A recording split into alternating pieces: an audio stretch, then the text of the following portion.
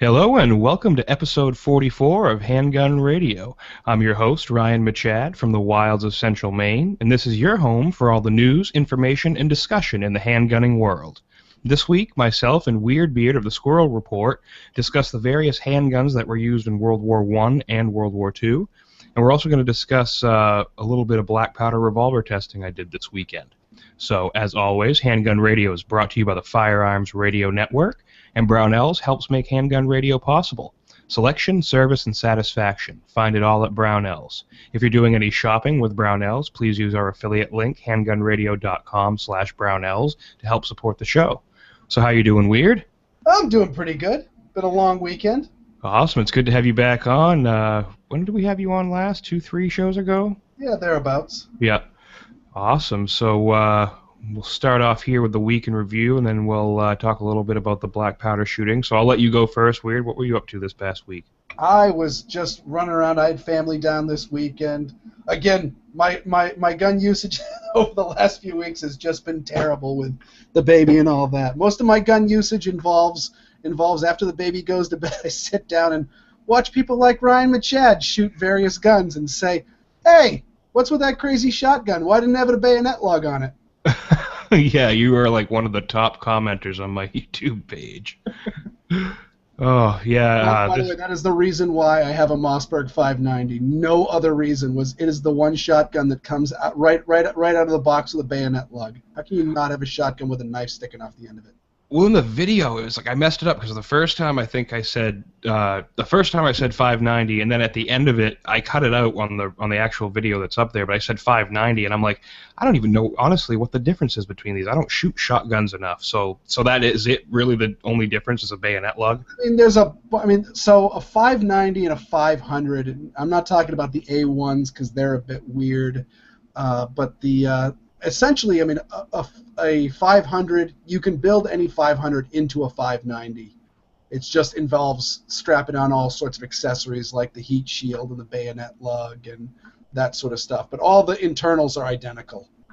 Now, so it's just accessory-wise? There's no different manufacturing? Just the 590's just got if it's got the bead sight, it's got a heat shield on the top of it. Okay. And if it's got the aperture sight, they take off the heat shield, and it's got the 8-shot tube, the bayonet lug, which is a necessity, and then the A1's got a heavier weight barrel, and it's got all metal in all the small parts instead of like the plastic safety and the plastic trigger guard. They replaced those with metal. Oh, okay.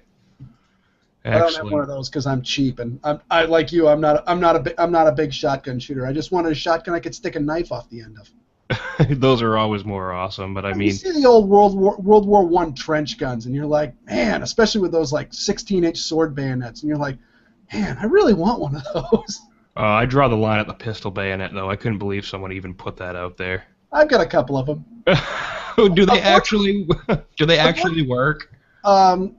Well, unfortunately, the only pistol I have with a rail is my Smith & Wesson M&P Compact, and the rail section is so short on it, and the butt of the bayonet sticks out enough that it bumps against the trigger guard. You can't lock it to the rail. Do they work? Define work.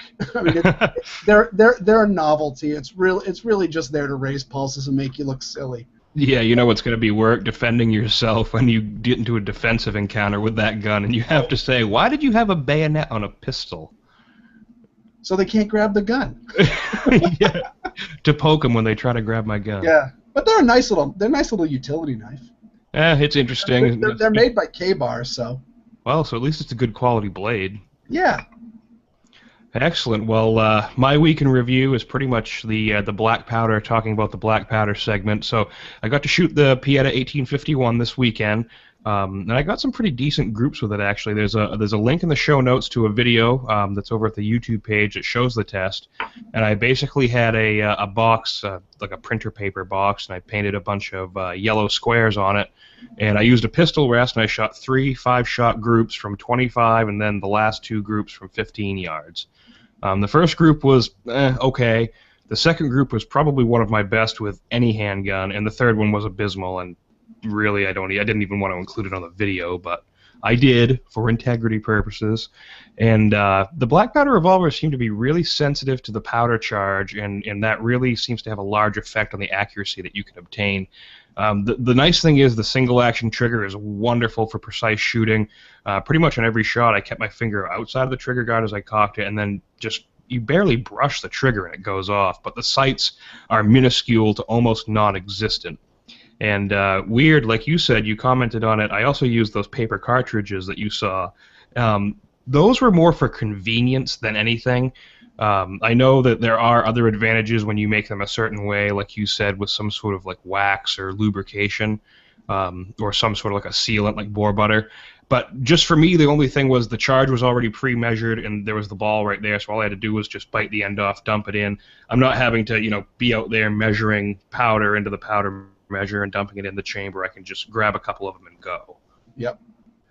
So that was it was a really great day, just sitting out there. It was, sunny, and sit at the table and just enjoy some shooting. I mean, I gotta ask you, behind you, is that a trampoline going into a cow pond? That is. That is a trampoline in the video with no actual like trampoline part where the springs are, so it's just like the frame. Yep. But yeah, it's just a few minutes away from my house, and it's nice. I can go shoot there without having to worry about my cameras or anything set up bothering anybody else. And all right. So hopefully get a few more sessions like that in with the black powder revolver, and maybe I can keep getting groups like that one I did, the second group there, where I got 4 shots pretty much all touching each other, which was really awesome. So, all right, well, we're going to move on to the main topic now, and it's going to be handguns of World War I and II. So this week we're going to be discussing the military handguns that were issued to each side during World War I and II. I chose to lump both conflicts together for the purposes of this episode because many of the countries didn't really change their selected handguns between the two conflicts. Some countries slightly changed their guns, and like the British and the 455 versus the 380-200. Another thing to note is it's also going to be the differences in purpose that the handguns serve between the European countries and the United States, and that's one thing you'll probably notice when we discuss the different calibers that each country selected. In most of the European countries, like with Great Britain being the exception pretty much, the handgun was seen really as a badge of rank and not as a serious frontline combat weapon. This is the reason that you see a lot of the European service sidearms chambered for cartridges that we would consider probably not combat effective. And a good example of this is the Walther PPK and 32 ACP, or the Beretta 1934 and 380 Auto. So for the purposes of our discussion, we're going to stick with the larger players in the conflict and stay away from the smaller countries that may have had their own domestic arms production and had an individual pistol of their own. Also, a few countries, and especially Germany, would seize arms from a country they invaded and absorb those arms into their ranks, oftentimes giving them a designation under sort of a substitute standard category. One example of this is the Browning High Power. When the Germans overran Belgium in 1940, they took over the FN plant where the High Power was being produced, and they made high powers for their own use, and they designated the pistol 640B. So, and also different branches of each military may have used different firearms as well. Like while the standard pistol for the German military at the start of World War II was the P08 Luger, the Luftwaffe, which was the German Air Force, and the Fallschirmjägers, the paratroopers, were known to use the Astra 600 and the Sauer 38H pocket pistol, respectively. So we're going to try to stick with the main handguns, the main service handguns that were issued on both sides, and sort of stay away from like the one-offs that were distributed to different variations of the military. So we're going to move into the Allied forces, and this is going to be the first segment. And Weerd, whenever you want to jump in, if you have a question or a comment on any of these guns, because a lot of them are kind of weird if you haven't noticed by looking at the show notes. No, I'll jump right in. All right, so we're going to start off with Great Britain, and Great Britain really is. They had a lot of similarities with the USSR, which is we now know as Russia, but back then it was the USSR, obviously. And at the end of World War I, there were only 3 major military powers that still issued revolvers as their main handgun. France, Great Britain, and then the USSR. Um, the British forces in World War II and many of them in World War I as well carried the Webley Mark IV, and it was chambered in 455 Webley. Now, the 455 Webley was a decent combat cartridge, and it fired a 265 grain 45 caliber bullet at around 650 feet per second. The Webley Mark IV was a really heavy gun, though. It weighed about 2 pounds and 5 ounces, but it was a double-action revolver, and it was a break-open, so you could hit a latch and break the gun open, which would eject all the cases at once. So that was a really great feature. You had the swing-out cylinders, which still were pretty quick to reload, but this was even quicker because it did it for you. So leaving World War I, in order to lessen the weight on the foot soldier, the British switched in 1928 to the Enfield No. 2 Mark I revolver. Now, this revolver was a little bit smaller and lighter than the Webley. I think it was 10 ounces lighter than the Webley, and it was modified to speed up production and cut some manufacturing costs. It chambered a cartridge that was known as the 380/200, and it was basically a beefed-up .38 Smith & Wesson cartridge, and it moved a 178 grain bullet at around 700 feet per second. Now, it only weighed 27 ounces, so it was a full 10 ounces lighter than the Webley, and it uses the same break-action automatic ejection that the Webley Mark IV used.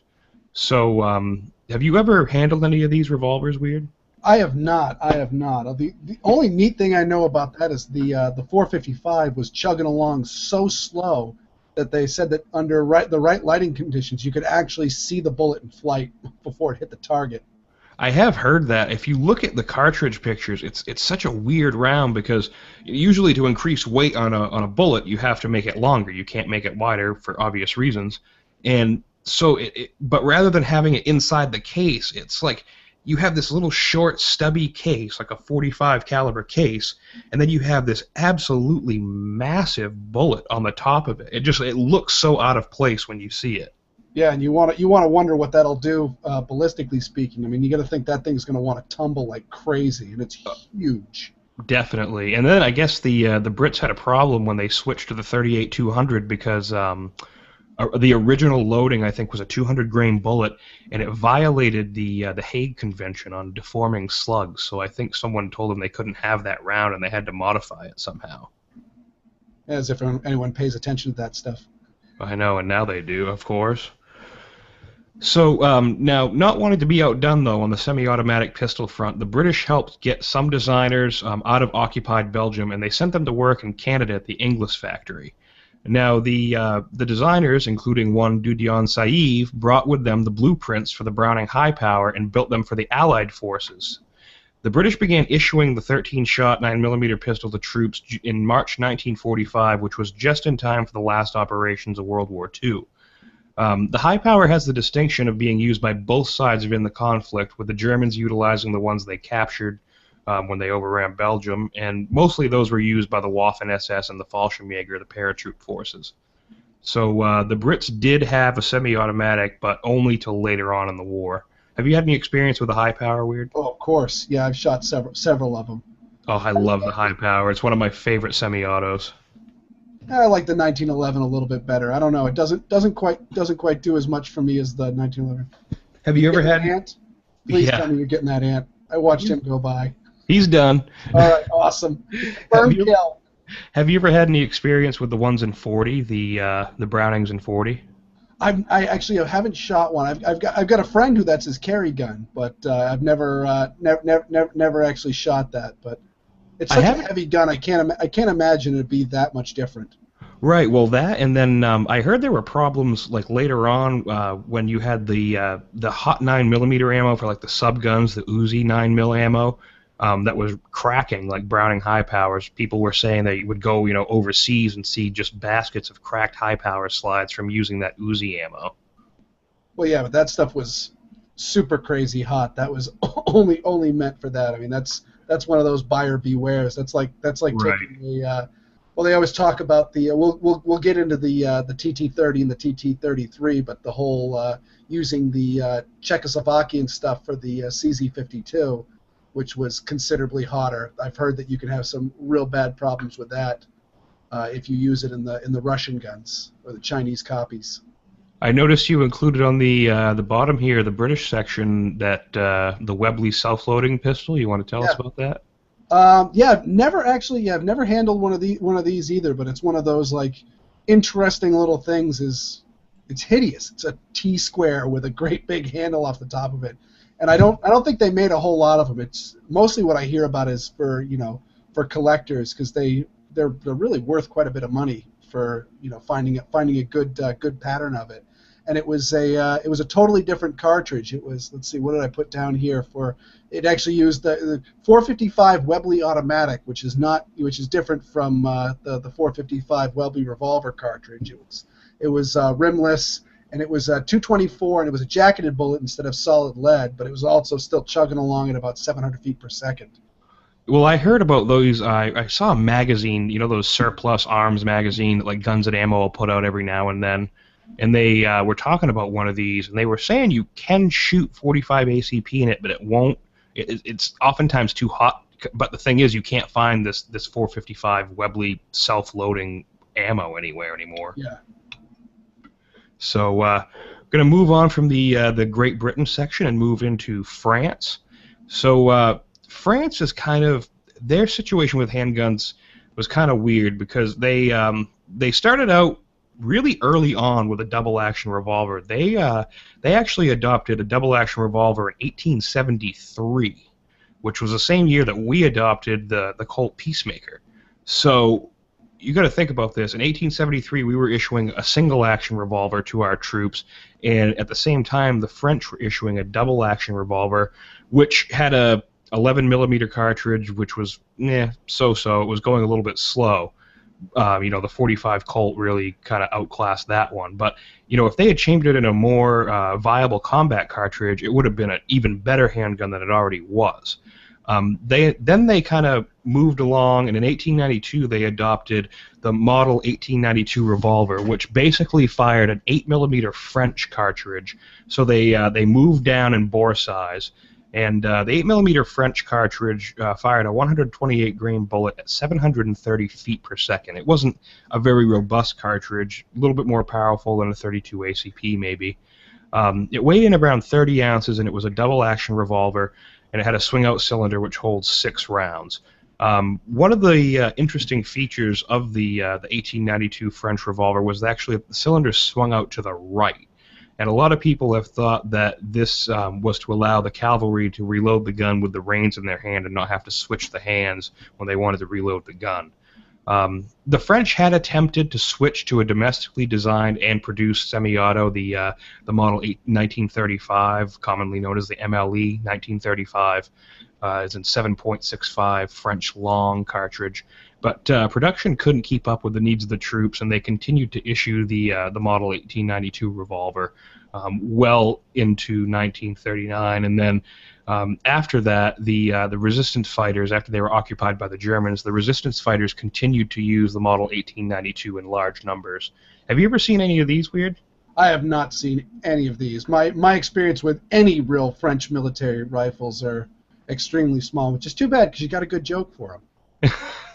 It's unfortunate. I mean, the French, a lot of people, they'll malign the French arms, but they had a lot of really innovative weapons, I mean, rifles and handguns that they fielded, and people just instinctively kind of brush them off. Oh, some French design, but they had a lot of really interesting, really well thought out designs. Yeah. Well, I mean, they all had. Well, they had some of the first self-contained cartridges as well, as far as their military rifles go. Right, and smokeless. I mean, Poudre B. So I mean, they made some good handguns. The 1892 isn't one of those standout handguns. It's so. The front end is weird. The barrel's kind of funny because it's got like a hexagon shape as it leaves the receiver, the part where the cylinder is. And then it sort of transforms into a round profile, so it goes from a hexagon profile to a round profile. Kind of reminds me of those hex receiver Mosin Nagants. But and then they also the other thing that's really interesting is in World War I, the French were desperate for small arms, particularly handguns, which were obviously well suited for trench warfare. And a lot of Spanish firms had begun manufacturing handguns that almost replicated the venerable Colt Browning 1903 pocket hammerless, but they had a longer grip to accommodate a few more cartridges because this was in the era of single-stack magazines and we didn't have double-stack at the time. The French government got a hold of some of these so-called ruby pistols in 1915 and contracted with the several Spanish firms to produce the small 32 ACP pistols for their troops. The name ruby pretty much covers the general form and function of the handgun, and rather than being a particular brand name or model. So the term ruby covers basically all the pistols that all these various Spanish manufacturers made, because they all pretty much followed that design of the Colt 1903, and they shot 32. Have you ever seen any of these? I know these are really common because they made just hundreds, I think well over 100,000 of them, if not more. Again, I haven't shot any of the Spanish ones. They're just basically like a straight... Have you shot a Colt 1903? Oh, of course, yeah. I've shot a few of those, yeah. I mean, they're essentially the same thing with a longer grip, and obviously the Colt has a higher fit and finish. I mean, how did you like the 1903? Oh, it's a nice it's a nice gun. I like those early Browning blowback designs. Well, it's interesting too because he doesn't have it pinned to the frame. You can actually take the barrel out rather than having it like pinned to the frame like a PPK. Yeah, you see that knurling on the front of the barrel, and you first go, "What the heck is this fitted for a suppressor?" Or like I've got a 1908 Colt 25, and that one it actually looks like it's the barrels looks like it's got a birdcage flash hider on it when you pull it back. The way they cut the knurling into the barrel so you can turn it and pull it out of the locking lugs.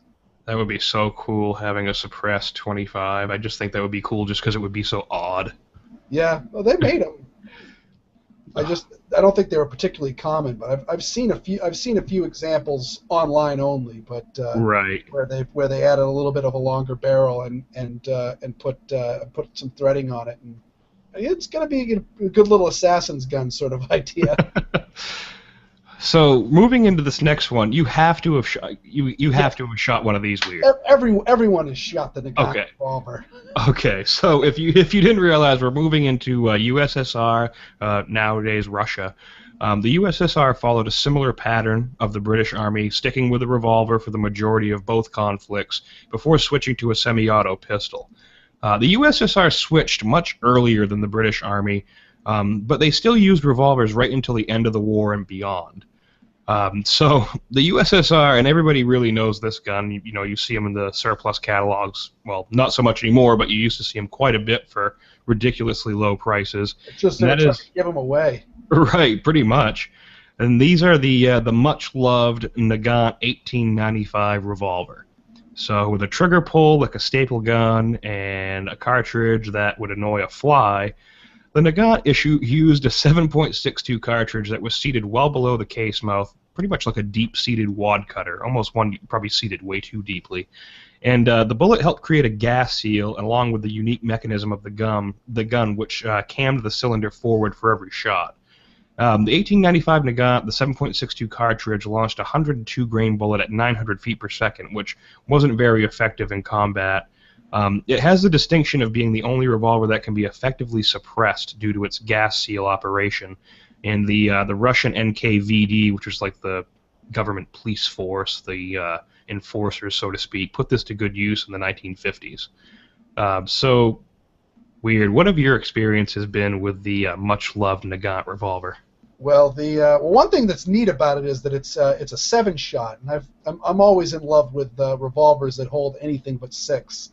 There's always just nice about that little odd duck nature of it, and I think you got a little bit wrong. It's actually it's got a wad cutter style bullet, and it's seated down well below where the case mouth is, and the case mouth is kind of crimped down around it, and so when the cylinder cams into the barrel, it's actually that little extra bit of brass that actually expands out to essentially eliminate the forcing cone of the gun and essentially make a straight barrel that goes all the way into where the rifling would be on any traditional revolver. But because of that camming action, the double action pull on these things is awful. Oh, it's ridiculous. You'd break a trigger pull gauge trying to get it. I don't even think they make one that would actually register it. Yeah. Also, an interesting thing about it is that while when you're looking at Russian guns, and we'll be talking about the TT-30 and TT-33, which I'll talk more about that later. This was actually the Russian measurement of 7.62, so it's actually uses a 311 bullet. And so one of the interesting things about it for collectors is you can actually buy a 32 ACP cylinder on it, and 32 ACP will chamber and fire and engage that rifling just fine, because it's essentially, I think it's, instead of 311, I think it's 312. Well, and you bring up a good point there with the 32 ACP, because most people would be like, okay, well, 32 ACP is a rimless cartridge. How does that work? Well, the 1895 has one of the most painful reloading processes of any revolver that was issued. Basically, it is a double-action revolver with a single-action revolver ejection rod mechanism, like on the Peacemaker, except it's even worse than the Peacemaker. You have to pull the rod out from the center pin of the cylinder area, swing it over to the right, and then use it to ram the empties out. And these empties, they use that gas seal system, so they're oftentimes pretty difficult to get out of the cylinder. And also, the ejection rod is not spring-loaded, so it doesn't return forward every time you eject something. You know, like on a Peacemaker, it'll return forward. You just slap it backwards, it ejects the shell, and it returns forward on its own. Not with this gun. Yeah. So, needless to say, when I was buying all my Mosin Nagant rifles from the various surplus catalogs, when I got my CNR, they were, God, the prices just kept. I'm trying to remember the lowest price that I ever saw for a Nagant revolver. I think the lowest I saw was $79.95. Yeah, that's about. I think I might have even seen like an even 70 a couple of times, and couldn't even bother with it. I mean, good luck finding them now for like 150. That I haven't even seen any in a while. Yeah, that is the interesting thing about surplus guns, is they're super duper plentiful, and then they just disappear. The CZ52 is one of those ones that did that. They were everywhere, they're everywhere, and now they're nowhere. That's an unfortunate thing, because I like that gun too. That's I'm gonna do another episode on like Cold War guns, like Korean guns, Korean War guns, and like Cold War handguns. And the CZ52 is just awesome. I would disagree with you on that, but we could talk later. So we're going to move in here to this next one, which still uses the same cartridge as the CZ52, so it obviously is not the cartridge that you hate, right? No, that's the reason why I bought the gun. I think the cartridge is actually pretty cool. So the cartridge that we're talking about is a 7.62 by 2.5, which is, a lot of people pretty much know what this is. It was used in the PPSH 41 and 43 submachine guns by the Russian military in World War II, and it is a huge step up from the 1895 Nagant cartridge. The 7.62 by 2.5 launches an 85 grain bullet at almost 1,500 feet per second, and some loadings actually launch at around 1,700 feet per second. The cartridge was based off the 7.63 by 25 Mauser cartridge that was chambered in the C96 broom handle pistols. There's some sort of interchangeability, and correct me if I'm wrong on this, Weerd, but you can use 7.63 Mauser in the TT-33, but you cannot use the 7.62 in like a broom handle pistol because of the pressures. Yeah. Okay. Yeah, the higher pressure level will do awful things to your broom handle. I don't know if there's enough power in the 30 Mauser cartridge to cycle the TT-30 and the TT-33 or the CZ-52. Okay. You may get short strokes just because it is much lower pressure level, but that was actually one of the interesting things. I had a friend who was interested in the broom handles, and I said, if you get one in 30 Mauser, he was wondering, should I look for one in 9mm or 30 Mauser? And I said, I'd actually look for 30 Mauser just because the guns are so old, and some of the modern 9mm cartridges are so hot. I'd actually be worried about it killing the gun, but you can still get 30 Tokarev rounds, and once you've fired them off, you can then reload them to 30 Mauser pressure level, and you're not going to have any problems. Right. Yeah, I'd be worried about catching that bolt, because the broom handle uses that bolt inside the receiver. I'd be worried about catching that thing in the throat. or in the eye. Yeah, or in the eye. I don't know which would be worse, to be honest. Yeah. So They're absolutely identical in dimensions, which is somewhat scary and disastrous. Kind of like the 38 Auto and the 38 Super. yeah, that would be a bad day if you put a 38 Super in a 38 ACP pistol. Yeah. So the Russians, the USSR at this point, took the 7.62 by 25 and put them in the TT series of pistols. So you have the TT-30 and the TT-33. The TT-33 was the one that saw more use and had full production. They were semi-automatic pistols that took cues from the M1911 pistol and the 1903 pocket hammerless. It used a simplified trigger system that could actually be removed from the gun as a unit for repair or replacement. The TT-33 was probably most notable for its powerful cartridge, the 7.62 by 25, and it didn't fully replace the Nagant revolver, but it did significantly increase the firepower of the people who were carrying these sidearms. I haven't fired an actual TT-33, but I have fired a copy, the M57. I think it was a Yugoslavian copy of the TT-33. Yeah, I don't know which one that is, but yeah. Have you fired a TT-33? I have not actually. All my experience with the 30 Tokarev is with the CZ52. But I've handled a few of them. What's interesting about them is they don't have a safety on them.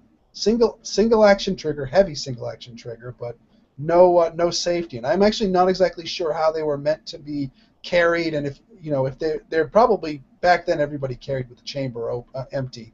But once you fired it, then what were you doing? Were you lowering the hammer and putting on a half cock or what? That old bygone era of carrying a handgun always gets me scratching my head. Well, and then you see like I think it was like the Chinese copies that came in that had that just ridiculous thumb safety just basically looked like it was just slapped on the back end of the gun just to make importation, right? It was never even in the original model. They just said, oh, we're not going to import it without a safety. Okay. Right, here you go. It's too bad they couldn't have been a little bit more aesthetically pleasing when they chose to install it. Yeah, I think they designed it just so you could take them back out. So while we're on, I gotta ask, while we're on this, on the cartridge, what did you have go wrong with the CZ52? Oh, nothing wrong with it. It's just a lot of It's a really. I bought it because I saw the infant thing. It's a roller locked pistol. That's cool. It's the 30 Tokarev cartridge, which is just wicked cool. And it has that weird. It was they were originally planning to design it as a double action, single action gun, and then later figured out that it's not going to make production, and they rushed it through. And so it's single action only, but it has a decocking lever. Is if you put the gun on safe, and then push the safety up just a little bit more, it'll drop the hammer on it. Yeah. That is strange. It's very strange. It serves absolutely no purpose on it. My issue is, for a single action gun, it has a horrendous trigger. Though I must say, mine, I ended up buying. We'll get on to that, but I ended up buying a bunch of snap caps and doing a ton of dry firing, and that does make things better. Not good, but better. Well, and that's the thing you notice. Like, I know the Czechs, they basically they when they were part of the Soviet Union, they decided that they wanted to have their own domestically produced pistol that used the Soviet ammunition. Yeah.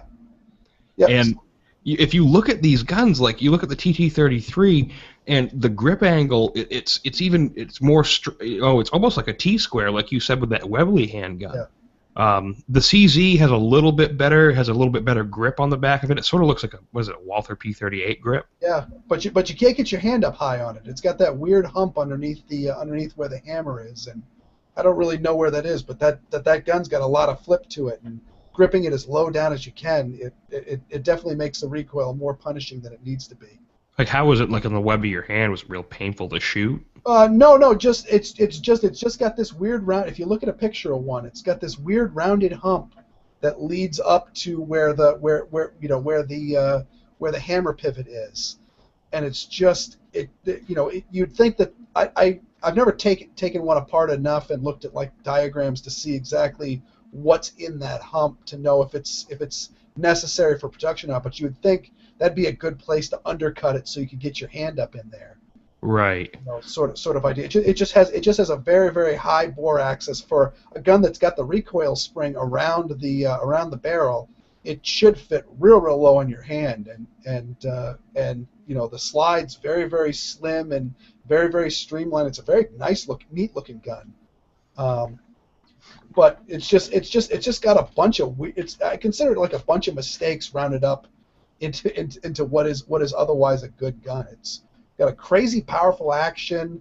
It's kind of a neat design. I think they look really, really cool. But man, it's got a lot of like weird ideas. Like it's got a slide stop on it, but it's like the Walther PP and PPK. There's no thumb tab on it, so the slide stop is simply there to lock it open on the last round, and then the only way to get it back closed is to rack the slide again once you put a loaded magazine or take the old magazine out.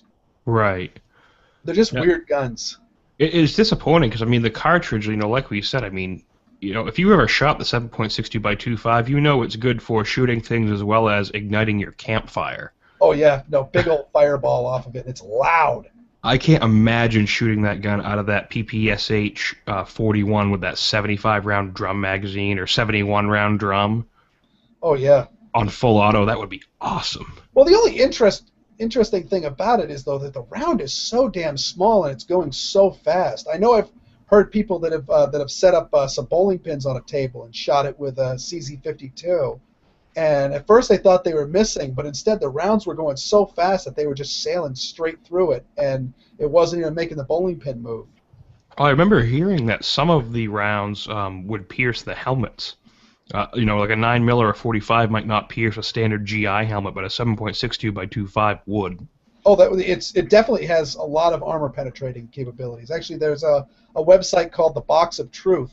Yeah. Box of Truth, and he did some testing with some various ballistic armor and helmets and things like that, and found that the 7.62 by 25. Look at me, I go right back between my American and my European designation. But that cartridge, just since it's so narrow and going so fast, it's really more of a piercing implement than it's acting more like a rifle round.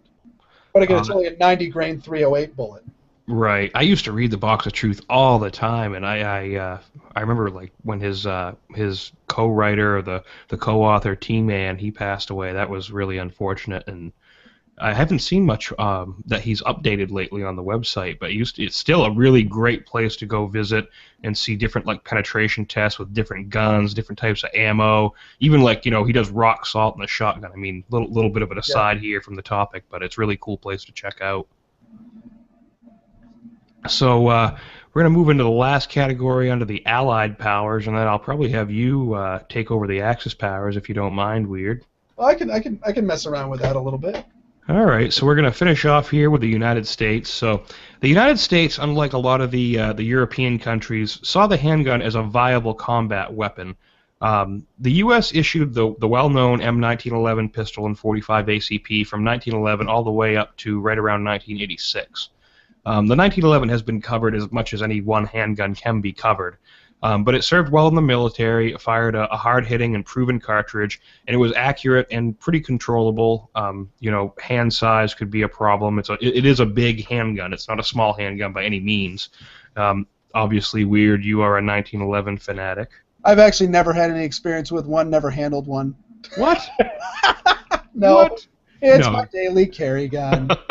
And actually, it's the gun that got me started into shooting. I'm absolutely in love with it. The first 1911 I ever picked up was a military issue A1, and yeah, no, John Browning got everything right with that gun, and it was the first gun that I picked up that just made sense as a novice shooter. Well, when you're looking at the ones that are domestically produced for the civilian market and the ones that were, you know, the M1911A1 World War II issue, I mean, there's a huge difference. You don't have, you know, what is commonplace nowadays. You know, most people identify like sights. like having a scalloped ejection port or something, maybe a flared mag well, something like that. This was just straight single stack, little tiny ass sights, and basically no frills. This is what you do, and it fires a big bullet, and that's it. Like, nothing extra, nothing you don't need. Yep. But they still worked. They still work, and you can only make them better. And I mean, yes, some 1911s have had their problems. We're not going to say they're infallible. I mean, have you ever had how many malfunctions have you had in your experiences? Weird. Well, I mean, it depends on which gun, and I mean, a lot of the issues I've got with 1911s has been magazines, because everyone makes magazines for them, and some people make good ones, and some people make bad ones. And I got to say, actually, the vast majority of the malfunctions I've had have been with using magazines that either don't mesh well or are just generally cheaply made, sort of idea. But overall, I mean, they run real well.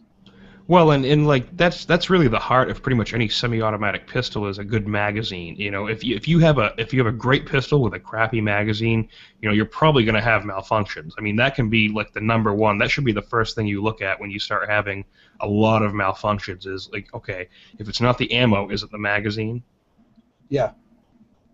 But so moving on from the 1911, though, the U.S. had that, but they still had a need for even more handguns. Smith & Wesson had contracted with the U.S. to provide revolvers, and in World War I, a Smith & Wesson engineer came up with the design for moon clips, which we know today as the 6-round clip system, the flat piece of spring steel that allows you to clip all the handguns and have them headspace, all the cartridges rather, and have them headspace in the revolver.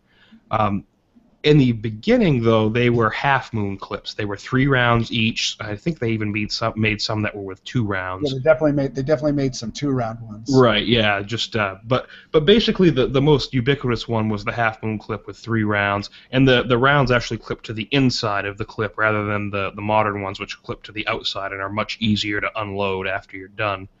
The Smith & Wesson Model 1917 revolver fired the 45 ACP, and also Colt produced the 1917 revolver, and they served as substitute standard weapons in both wars. In World War II, the 1917 revolver saw a great deal of use in the Pacific theater, more so than the European theater. European theater was pretty much the 1911, but the Colt 1917 and the Smith & Wesson were pretty prolific in the Japanese theater, the Pacific theater.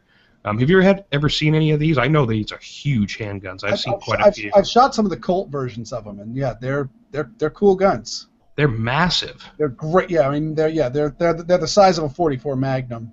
Right. But boy, they shoot a whole lot better. Oh yeah, they do. I've held the Smith & Wesson ones, and I think it's built on the N frame, and it's like, oh man, it's like 45 ACP and a big revolver like the N frame it makes it like a 9mm or less. Yeah.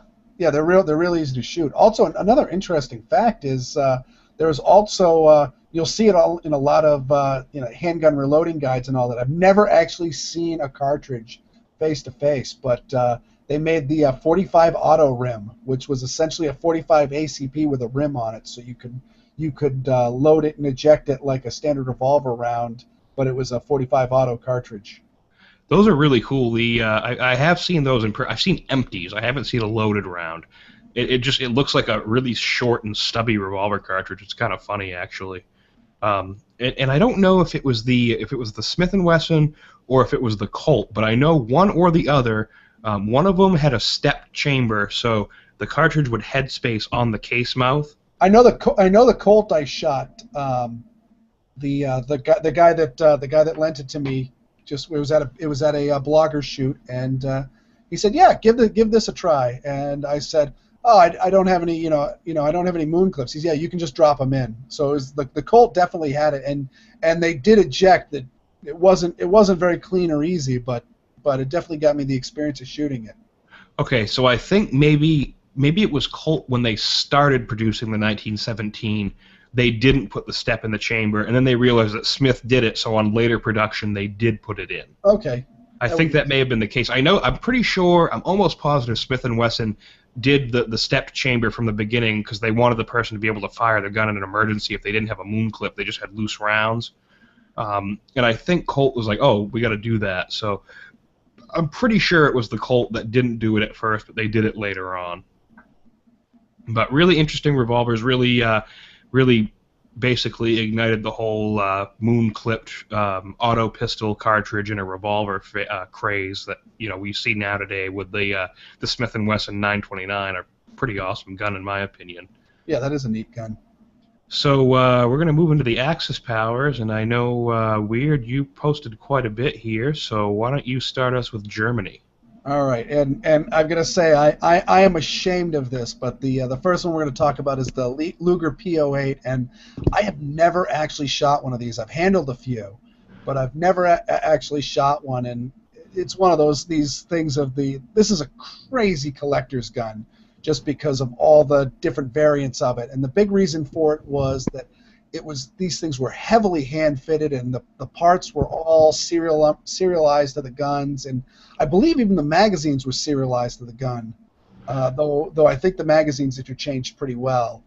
Yeah, so it's the Luger P08. If you've watched a movie ever, you've seen a whole ton of these. And it was introduced in 1904, and it was first chambered in the 7.65 by 21 millimeter AK, the 30 Luger. So that was, I assume, it was a 308 because the German 30s were usually 308. And but later it was chambered in the now ubiquitous 9x19 Luger, and used a toggle lock system to go through, and so that had it so to cock it you would actually raise the lever up and down, and when the gun went on empty, you have the big old toggle hanging up in your face in front of your sights. And they're just, yeah, they're really, really cool looking guns, but yeah, because of how much machining and factory work that needed to be done on them, they've gone way, way up in price, and they're extremely collectible. The couple of Lugers that I've handled, they're really, like, the machining is insane. It's like, how did they do this, with the stuff they had? I mean, it must have taken so long to make each gun. And the Germans are notorious for marking every single piece of that gun with the serial number, or at least a couple digits of it. Like, even the smallest piece you'll find inside the gun may have the last 2 digits of the serial number, or the last 3 stamped on it somewhere. But the grip angle is pretty much what a lot of people really notice. The grip angle is really steep. But one thing that you might not notice is the actual action.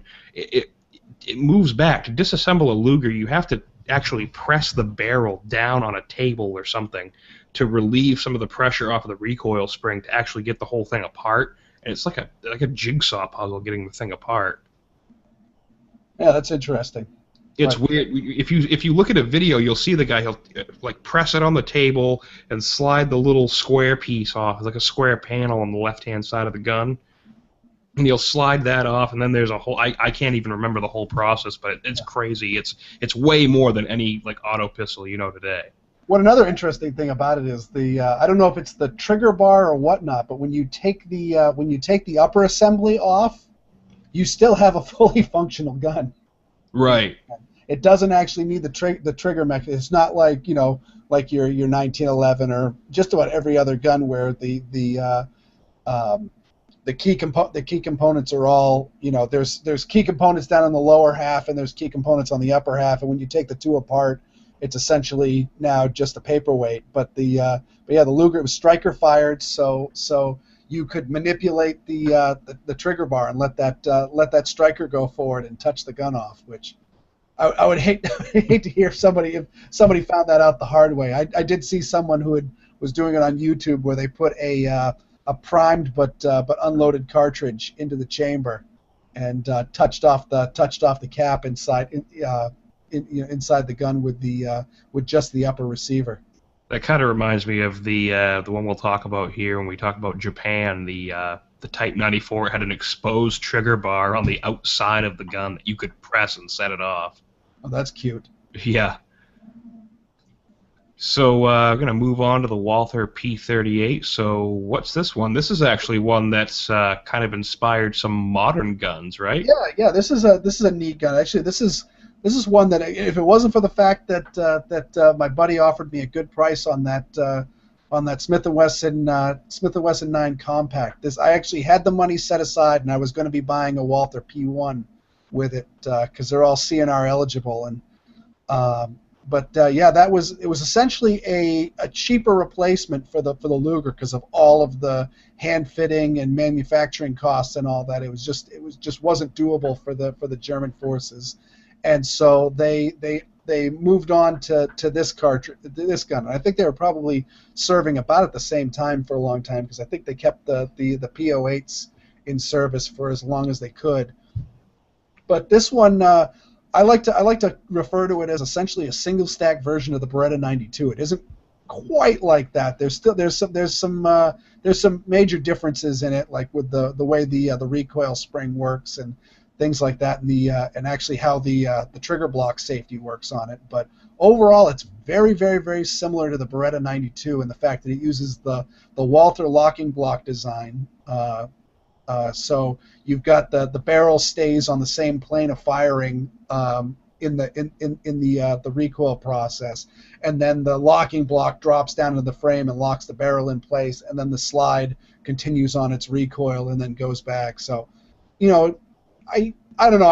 A lot of people talk about inherent accuracy and things like that, but I kind of wonder how true any of this is, especially given how accurate tilting barrel guns are these days. But it's an interesting design. It's double action, single action. It was one of the first double action, single action guns issued. I think the first one was the Walther PP, which we'll talk about.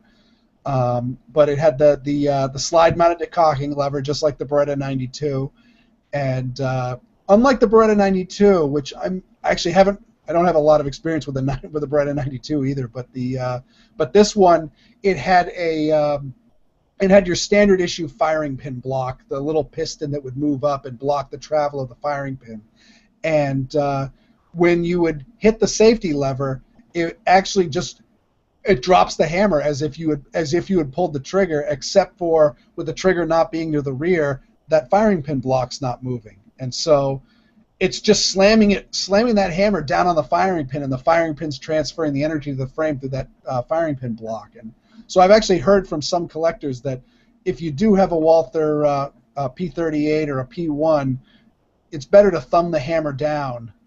You can put it on safe and thumb the hammer down, but thumb the hammer down because eventually that firing pin block's gonna break or it could crack on you, and then now you've got an extra trigger on your gun. Yeah, that'd be a little bit of a surprise when you think it's just going to drop the hammer and it goes bang. Yep, and so so they were created. This gun had, I actually didn't realize this until I was doing a little bit of research for the show notes, was this gun served almost as long as the 1911 as far as the military service goes. I mean, they updated it in 1961 to the P1, which was just simply the same gun, but they switched it over to aluminum alloy receiver, and it was still being issued all the way up until 2004, but it was being phased out in the 1990s when they introduced the H&K USP, which of course is your super duper modern polymer frame pistol. So I don't know, it seems like with it, it had a heel magazine release and it was single stack 9mm and all of that. It seems like a very, very archaic pistol, but boy, that gun was just chugging right along, and especially compared to the 1911, which is my chosen carry gun and is still very much an issue gun, and there's still police forces that issue 1911s out there. They're smaller ones, but the whole idea that this gun with a lot of essentially bygone era features on it was still being issued all the way up until very, very, very recently is really surprising to me. Well, and you got to imagine the bean counters are probably looking at that and saying, we've got probably hundreds of thousands or not hundreds of thousands, but maybe thousands of these guns, these Walther P1s, and they're still working, so why can't we just keep them? And they're still working because they're all in the surplus markets now. Right. I really need to get off my ass and buy one. No, they're great guns, and I have fired them. I mean, it's interesting. You have the exposed barrel, and then you have the really, really wide ejection port, which is unlike pretty much every other semi-automatic pistol. And it's like the Berettas. You have that really wide ejection port, really open. Good luck getting a stovepipe jam on one of these guns. Also, for Transformers fans, it's goddamn Megatron. don't know if you grew up watching the Transformers, but I gotta say that's another reason why I really, really want one, because it's Megatron, and I had a toy Megatron, and that thing always broke. But if I get myself a Walther P38 or a P1, it's not gonna break like Megatron did. So the one that sort of inspired the Walther P38 is the Walther PPK and the PP series. So tell us about those. Well, the PP came first, and I'm not even going to attempt the German words for it, but essentially PP stands for police pistol. Polizei Kurz. Well, I took German in college. Sorry. Okay, so this was I believe it was issued to military forces, but it was mostly designed as a peace officer type gun, and they first chambered in .32 auto, and then later on in .380 auto, and the PPK is police pistol shorts, Kurz being the word for shorts, and that was a smaller version. And let's face it, if you're listening to this podcast, you've shot a Walther PPK. I mean, they're just everywhere, and so I mean, you've got your it's a fixed barrel, simple blowback design. You've got your safety lever that also serves as a decocker up on the slide, and James Bond carried one and all that. And fewer people know about the PP because the PP didn't quite have nearly as much civilian production, but it's just a slightly bigger version. It holds one or two more rounds. I forget. I didn't look it up, but it holds a few more rounds. But it's just a slightly bigger gun, and but pretty much exactly the same in its design. And they're interesting too because, like you said, they were the first real double action, single action gun to be carried. I believe they were the first double action pistol. Up until this point, pretty much every handgun was a single action handgun. You had to have the hammer cocked before the trigger would function. And so with this gun, you had a gun that you could carry with a round chambered, the safety on, hammer down, in your pocket, pull it out, flip off the safety, pull the trigger, and go to town. Or you could even put the safety off. I don't know if anyone ever did that, but that's how I prefer to carry. Right. With something like this, you have a little bit heavier double-action revolver, so it sort of had that double-action revolver. It had the double-action revolver trigger pull. Yep. So, I mean, this was really a real big breakthrough in the handgun market and led to larger service handguns with the same features like the Walther P38. Yeah, so it's an interesting design, but again, you wanted to especially talk about this was I find it so hard to believe that police, especially these days where cops are carrying Glock 17s and Glock 22s and all of that, they're carrying big damn guns, and of course the German military replaced the Walther P1 with the USP, which is a goddamn big gun, and all of that, and then having a cop as his primary duty gun being a Walther PPK just seems almost silly. You could see it as it got popular in the United States as a concealed carry gun, but I mean these were openly carried, usually great big old flap holsters. Yeah, the flap holsters, you have to bring open the flap, and then, good luck quick draw on that. But, the Walther PP and the PPK were, really more of a badge of honor than a fighting weapon issued to, higher echelon officers and stuff like that. Wasn't really meant to be a frontline combat handgun, and, like we said, most of the European countries, handguns weren't a frontline combat weapon anyway. One country, though, and this is sort of moving on from Germany, another Axis power country was Italy. And Italy, on the other hand, the Beretta Model 1934 380 ACP, it's a single-stack 380, and it sort of follows the lines of the what you see today in the Beretta Model 92, has that open-top slide. It's a single-action handgun as opposed to a double-action. I think it holds 8 rounds of 380 ACP. And really neat little handgun, really popular with collectors now. And before that, the Italian Army had issued the fairly weak and fairly fragile Glicenti Model 1910. The Glicenti Model 1910 chambered a 9mm Glicenti cartridge and fired a bullet around 1,000 feet per second, used a 7-round detachable box magazine. It was quite a bit weaker than the 9x19 Parabellum, And if you actually used a 9x19 parabellum in the gun, more than likely the bolt probably wouldn't stay locked, and you would probably get injured. So these were very weak guns. The design wasn't great. So the Italian military moved on to the Beretta Model 1934. 380 ACP being 9mm short wasn't a huge step up in power. Obviously isn't as powerful as the 9mm Parabellum. But still, I mean, it's firing around 95 grain bullet at 750 feet per second, which isn't terrible. So have you ever fired one of these or seen one of them? I've never even seen one. They're really small. They're kind of cool, actually. They're the same size, sort of like a Colt 1903. Yep. But they have that Beretta design, the Beretta styling, and it has this cool. Most of the magazines have this cool little pinky extension on the bottom, which kind of predated the Pierce grip extenders by a couple. Yeah, I've seen pictures. Couple decades. How does that compare to what is it? That Iraqi little Beretta clone that you have, or the one that I shot, the Hellwan? Yeah. The 1934 is a lot smaller than the Hellwan. Okay. The Hellwan is a copy of the Beretta 1951, which is something that Beretta issued. They made and designed for the Italian military in 1951.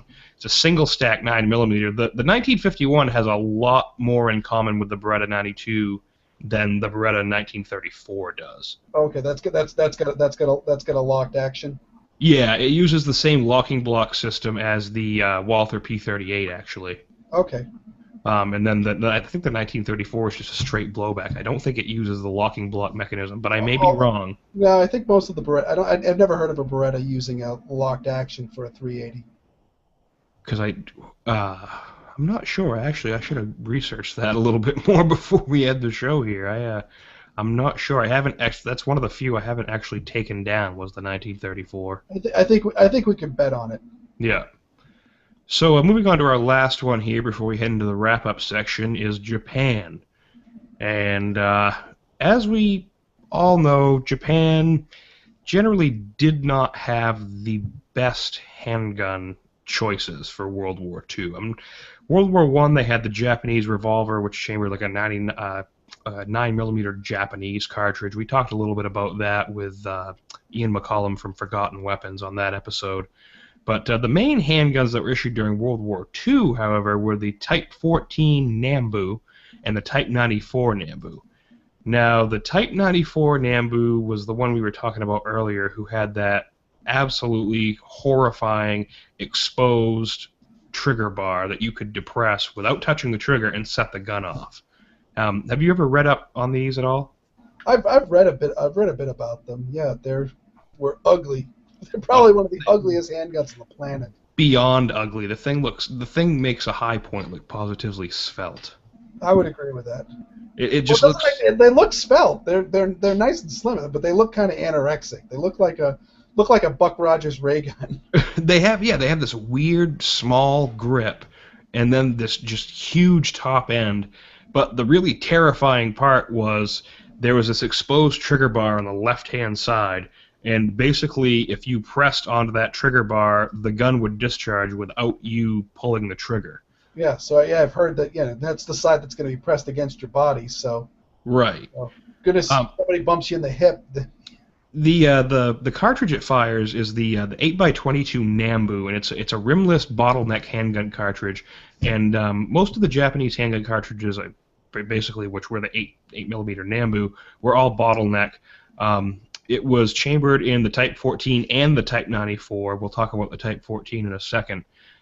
This one uses 8.2mm bullets at 0.320 inches, and the power is not great. It gets around 200 foot-pounds of energy, which is comparable right around 380 ACP, but it's a lot weaker than the contemporary cartridges like the 45 and the 9mm.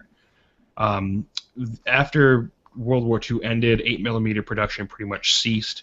And typically you can find 8mm if you do have one of these Japanese pistols from places like Old Western Scrounger or any of the basically boutique ammunition houses. But these proprietary rounds, that's a real problem with the surplus guns. I know you're into the surplus guns. Have you ever had any trouble finding any of these like proprietary rounds that haven't been produced in a while? I've never dove too deep into the really, really crazy stuff. I mean, I've got a few odd guns in weird calibers, but at least you can find, new brass and all that. It may cost you a bundle, but new brass and dies, and you're ready to go. Right. But yeah, that's one thing to be scared about is a gun that you can't have new brass. And I always like to read up ever so often to see, well, can you take a 9mm cartridge and turn it down in a lathe and then run it through a sizing die with a lot of lube and things like that, because some of them had similar dimensions, but I've never researched on the Nambus because I have absolutely no desire to own one. Well, and if you're going to be, doing that sort of stuff, you have to be someone who has a lot of time to devote to your reloading and stuff. Or just not want to shoot it a whole heck of a lot. So the last pistol, we probably should have talked about this one first, but we wanted to get the worst one out of the way, is the Type 14 Nambu. So this pistol, there are actually several different variations of it, but we're going to talk about the main full-size Type 14 Nambu pistol. And these were in service from 1906 to 1945, and they do resemble the Luger somewhat in profile. They use a very different operating mechanism, however. They use a mechanism similar to something like a Ruger Standard 22 pistol, with a bolt recoiling inside the receiver and just a fixed barrel. There's a reason for that, What's that? That was actually Bill Ruger had a Nambu pistol and decided to design it to take 22. Well, there you go. Your actual Ruger Standard is based off of the Nambu pistol, so that's a direct lineage. Well, it's an interesting design. I mean, how did they? I'm not sure. Like, did they just use a really hefty spring? I haven't gotten a chance to handle one of these, so I don't know. Is it hard to pull the bolt out the back or anything? I mean, how did they keep the breech sealed while the cartridge was under pressure? I have no idea. I could look it up, but you'll hear me typing. That's interesting. I think maybe they just used a really hefty spring. If any of the listeners have had any experience with this gun, I'd appreciate it if you email me, Ryan@handgunradio.com, and let me know, because I mean, it basically looks like it functions just like a Ruger Standard, like recoil spring, and that's it. I mean, those shoot 22, and the 8mm wasn't really that powerful of a round compared to, like we said, the rest of the stuff. But you agree, those bolt tabs are awfully small, so adding that much more of a heavy recoil spring, you don't have a whole lot of purchase to pull that back. Right. Well, it looks like if you shoot that gun much in a day-long range session, you're going to have some pretty sore fingertips, too. So that about wraps up the main topic, so we are going to head into the wrap-up section. So don't forget to shop Brownells using our affiliate link, handgunradio.com/Brownells. Be sure to go like Handgun Radio on Facebook and share it with your friends. We've gotten quite a few more likes on the Facebook page in the past couple weeks, so be sure to share that on Facebook. And also leave us a review on iTunes. It really helps the show standings and helps us get noticed. And be sure to listen to all the great shows on the Firearms Radio Network, including the AR-15 podcast with Reed and J.W. Ramp. They do a great job talking about everyone's favorite black rifles, so be sure to go check them out. There's a link in the show notes. And also be sure to visit the Firearms Insider for reviews, blog posts, and SHOT Show 2014 coverage. So is there anything you'd like to plug, Weerd? Yeah, well, I mean, you can always visit me at my blog at weirdworld.com to see whatever I'm talking about. I just put up a post of my baby playing inside of a geodesic dome as the Baby Thunderdome. Yeah, definitely. When you're, for Mother's Day, do not leave your kids unattended with me and my buddy, because we're geeks and we'll do horrible things. And also, of course, every Thursday night at the exact same time as this show, we have the Squirrel Report, which is our live call-in, news and talk show. And so you can even call in and be part of the show. Excellent. So we'll have the links to both of those at the bottom of the show notes here, and you can also access the show notes at handgunradio.com/044 when this posts on Tuesday. So thanks for coming on, Weerd, and talking about military handguns of World War I and II with me. Well, thanks for having me. I appreciate the call. I really appreciate it, and happy Mother's Day to all the mothers out there. So until next time, be safe and have fun shooting.